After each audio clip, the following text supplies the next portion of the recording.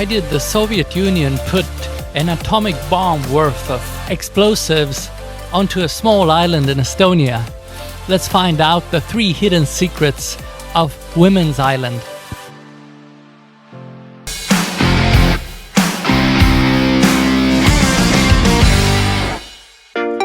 So today we're in Estonia, which is a northern European country, going on a forbidden island. People have been forcibly evacuated from that island 3 times because people didn't want to see the secrets that were hidden there. And we're going to check out those secrets. And we're going to make this trip real, meaning we're taking a sailboat there, 39-foot Bavaria sailboat. And it's significant because Estonia and Tallinn was always a trade town based on sailing. A lot of merchants were trading goods here between Russia, Novgorod, and the Western Europe. So they were from Russia, they were shipping fur and wax and honey, which was very valuable in Western Europe, and they were shipping back things like textiles and silver and gold coins and so on. So Naissaar is a small island near Tallinn. It takes just a few hours with a sailboat, and with a motorboat it takes under an hour. And the name Naissaar means Women's Island. So medieval sailors and monks who came here recorded that there were only women living on that island. They didn't meet any men. So there were stories about warrior women chasing away pirates and making all of their living on their own and creating a matriarchal society there. In reality, the truth is probably that men were out seal hunting or fishing, and the women didn't have the language skills to explain why there aren't any men there.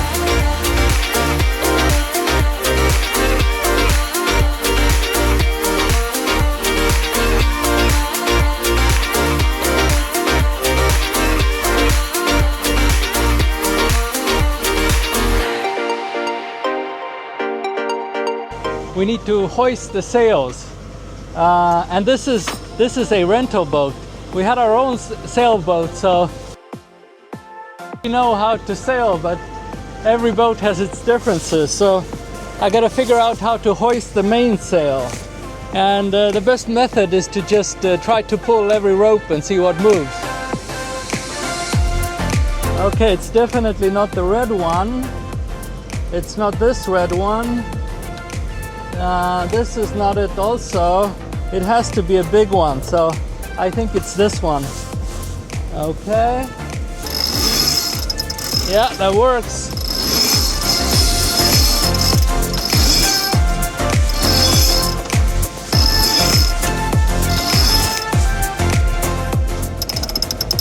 Oscar, do you want to try this? Ooh. So this is pretty smart. If you spin it one way, it moves fast, but it's hard. If you spin it the other way, it's easy, but it moves slowly. So see which one you can do. Do the other way if this is too difficult.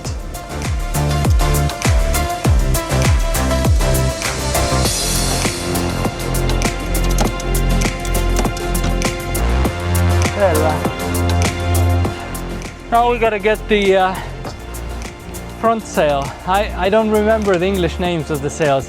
Anyway, the sail in the front we have to get open. Good job. Yes? Yes, go, go, go, go, go. Is it tough? Yes. How tough is it? The point that I can pull it. Front sail a little bit more. And these ratchets are pretty clever because you can even ratchet them back and forth like this. So Oscar, you got the sails up. Now you're sailing. Mm-hmm. Is it harder to steer with sailing? Like very hard to turn. Like I'm using a lot of strength, and the second thing is, it's so hard because the wind keeps blowing you away from the right angle.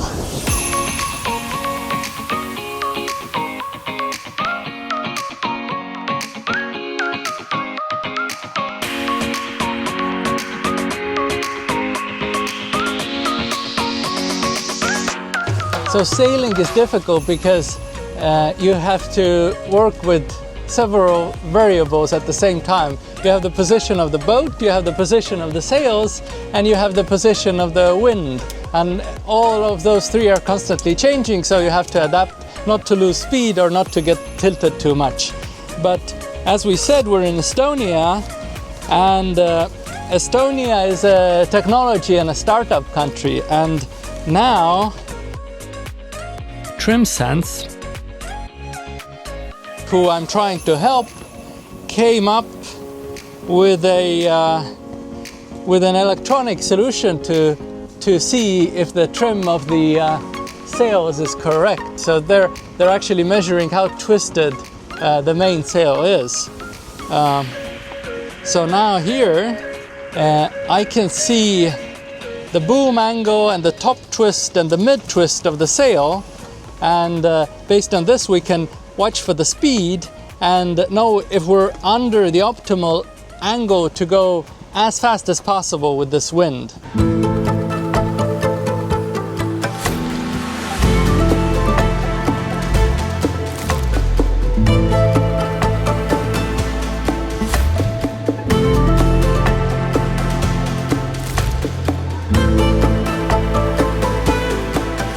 So we have arrived on the women's island.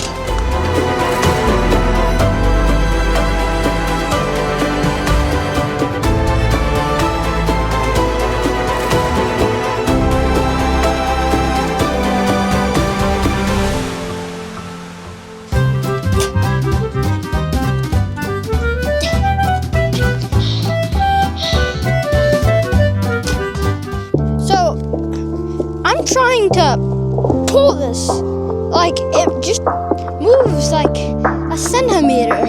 Like that's a heavy chain. They're like 30 pounds per chain.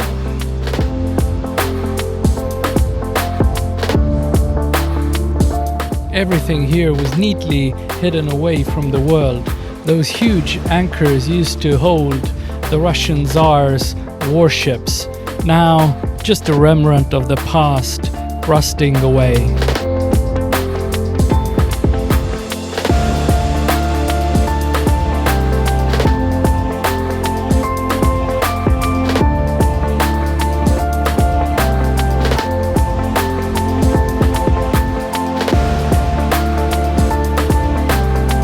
I made it up here, but how do I go down?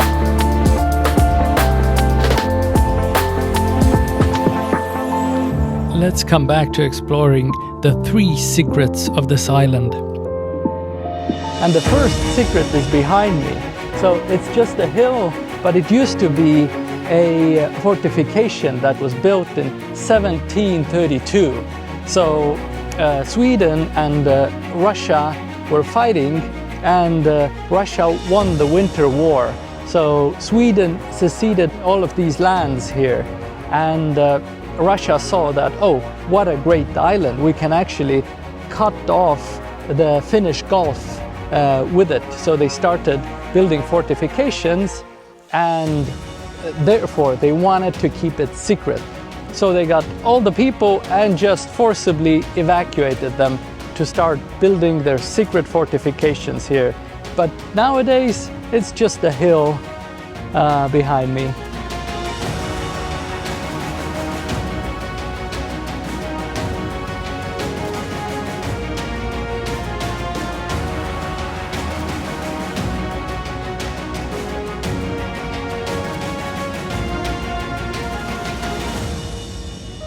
So the second reason why this island was a forbidden island and why they had a secret which no one could know was during the Russian Tsarist time. So Estonia was occupied by Russia at that time, and the Tsar was preparing for war.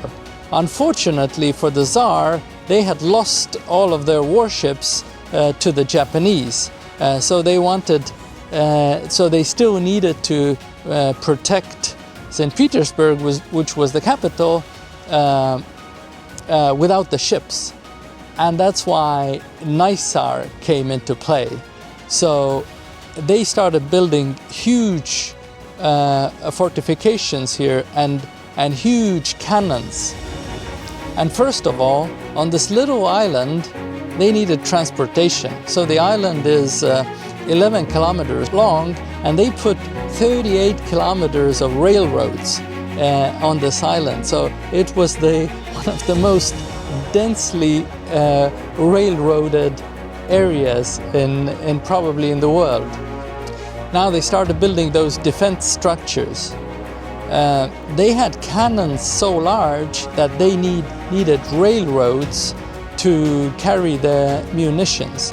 And this is one of the control towers with an electricity station. Now, the walls of these control towers are 6 meters thick.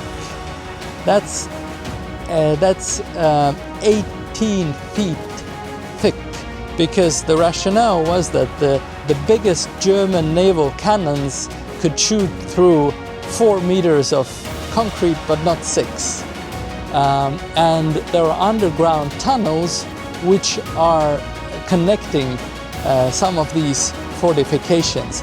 And if a new ship cost 3 million rubles, then one of these bad boys cost 1 million rubles.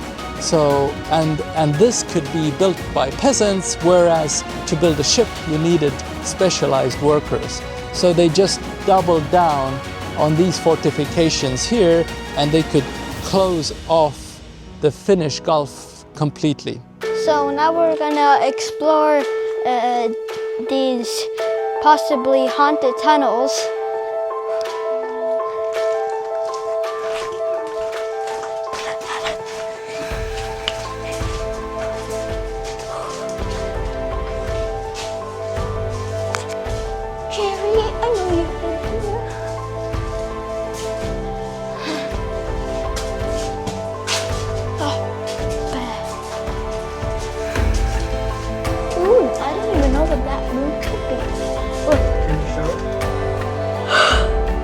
I don't think you see.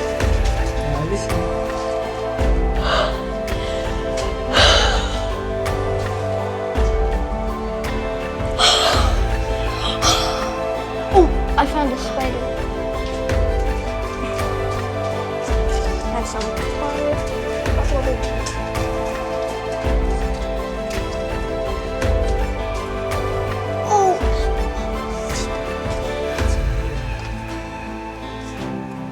But if it doesn't. Okay, so there's an endless amount of tunnels here. It's crazy.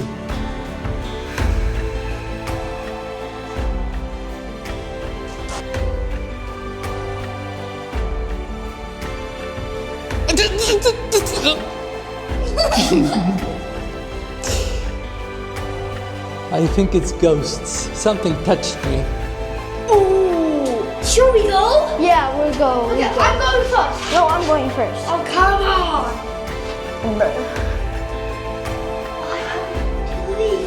If this breaks, I'm done for. This is so bad.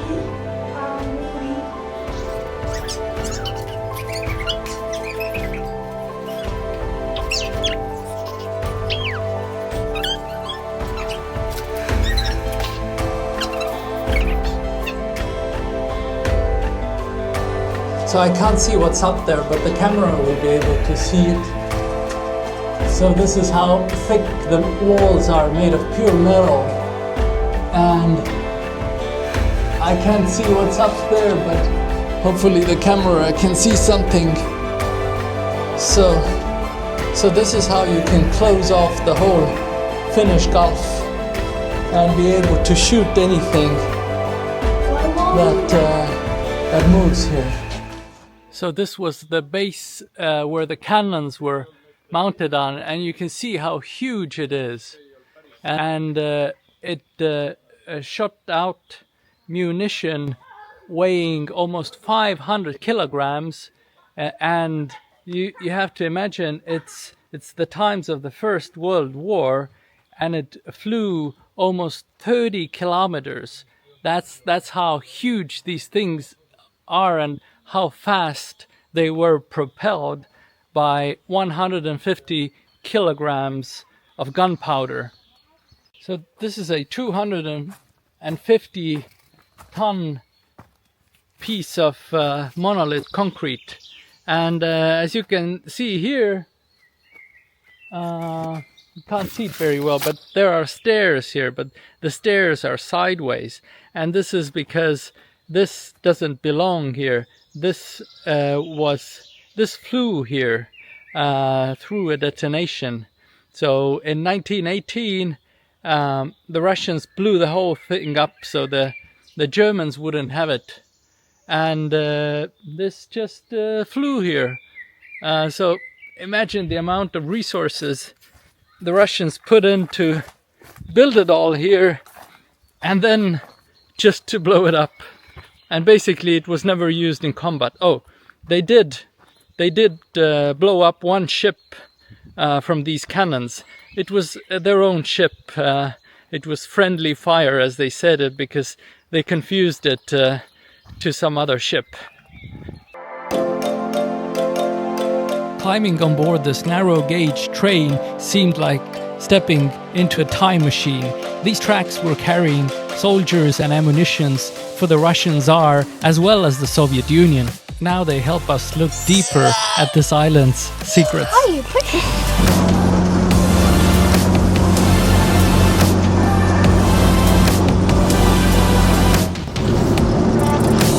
So as we said before, this island had the biggest density of railroads anywhere, basically, because this island is 11 kilometers long, and they put 38 kilometers of tracks in here.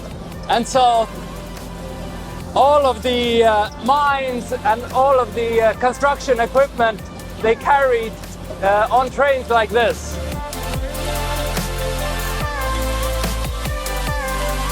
So in order to change directions on these trains, we have to manually change the tracks because there is no automation here.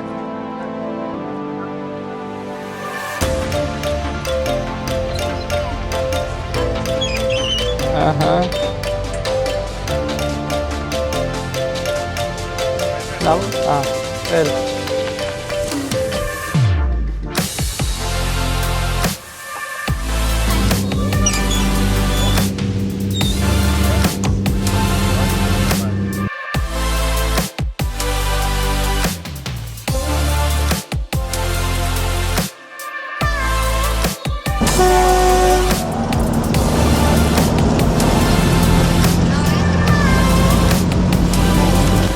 Just worship the road.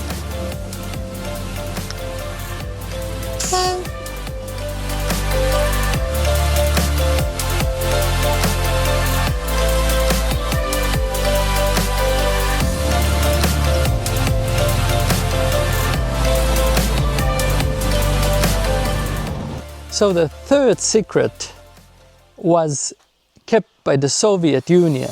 The Soviet Union had occupied Estonia by 1944 already, and they looked at, oh, what a nice island, what a strategic location, you can cut off the whole Finnish Gulf with it. So they forcibly evacuated all the people again and put the island full of barbed wire. And there is one line of barbed wire here. It was actually a double line.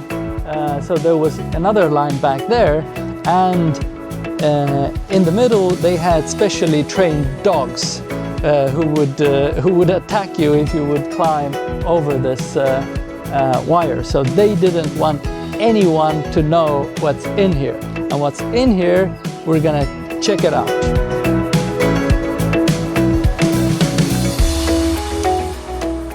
What the Soviet Union didn't want anyone to see is that one of the main locations of assembling and deploying sea mines was taking place here. They had thousands of huge bombs here.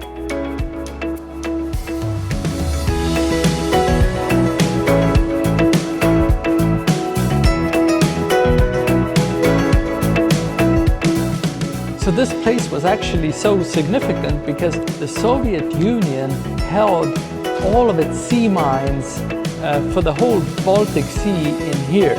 So the sea mine production and assembly was huge here. And these devices were used to measure the sea mine cable on how high it sits in the water. So there were so many sea mines here, and the readiness was so high that they could block off the whole Finnish Gulf in 24 hours. And hey, Oscar and Hendrik, so this is the swimming pool for sea mines. Once the sea mine was ready, they were put in here. If they would see bubbles, then it would be pulled out and fixed. So the Soviet Union kept most of its reserves for the sea mines for the whole Baltic Sea in here. And somebody calculated that the total amount of explosives that was stored here would have equaled to the bomb that was dropped on Nagasaki. These were the storage units. So the landmines were stored here. And now you can imagine having the Soviet army taking care of those mines here. And the Soviet army smoked a lot of cigarettes.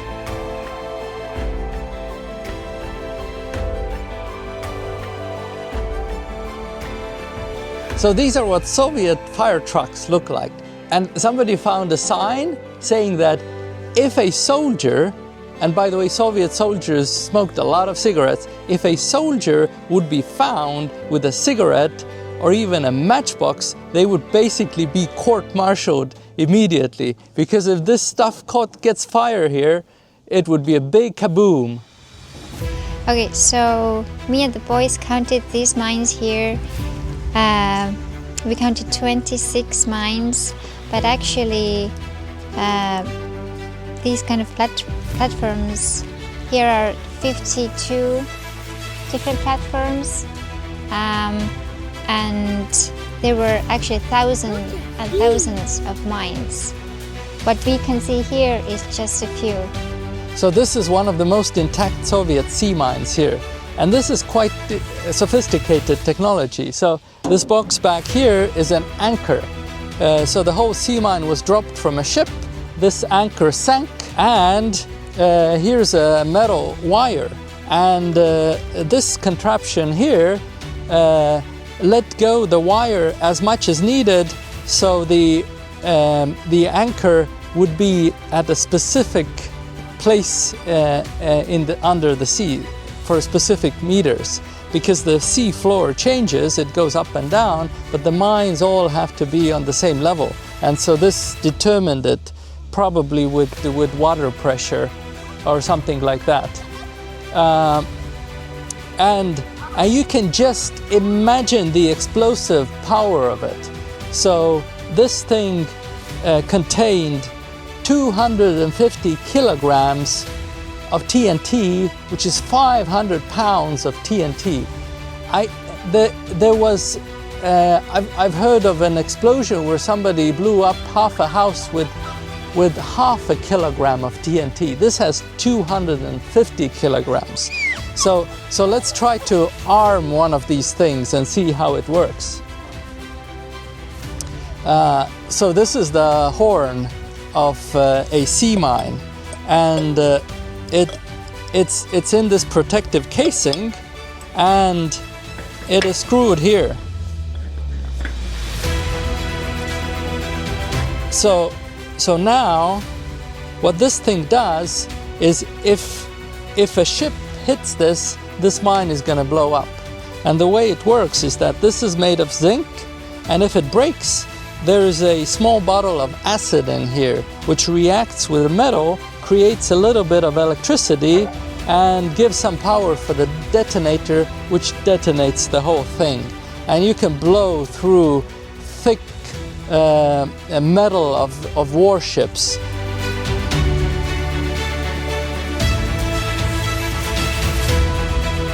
So in the 18th century, people wanted to build military installations here. That's why they got people out. Before the First World War, they wanted also to build military installations, so they got people out.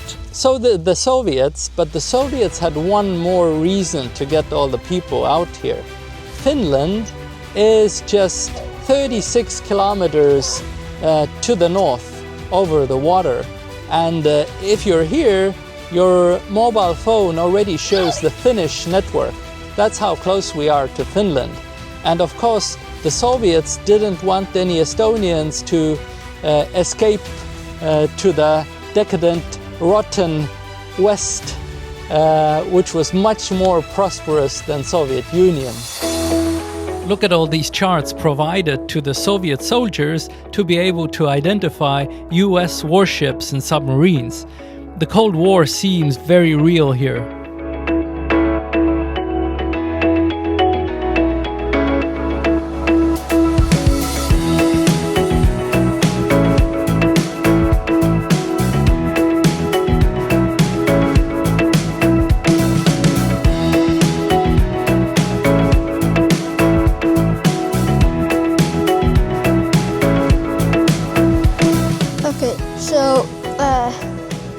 We found a torpedo, and just look at how complicated it is. There's a motor, there's gears, there's a gearbox, and that's why military stuff is so expensive. So right now we are walking to the beach, and this is such a great walk because the forest here is so calm and peaceful. You can hear the birds singing. And speaking of the forest, this island is covered with blueberries. So when the season of blueberries is ready, you can come and pick some blueberries here. Also, you can find lots of cranberries, and somebody told me that here are over 200 different species of mushrooms. So this is a good place to come to pick your mushrooms. What happened, Oscar? Hendrik, what happened?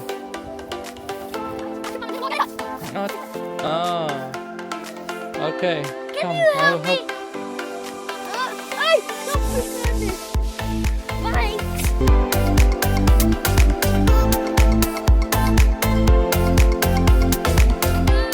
The nature on this island is absolutely stunning, and this gives me a lot of hope. So even after 3 total militarizations, the nature has still taken over from man and made this island beautiful all over again. If you want to see more amazing travel locations, hit that subscribe button, and see you next week. So right now we untied our ropes and we're sailing back to Tallinn. So we uncovered all of the big 3 secrets of Naissaar, which are the reasons on why it was a forbidden island for such a long time in history, and why the different governments didn't want people to know what's going on here. So if you are in Tallinn and you have free time, then hop on a boat and come and explore Naissaar yourself. And also please let us know on the comments where in Europe should we travel next time.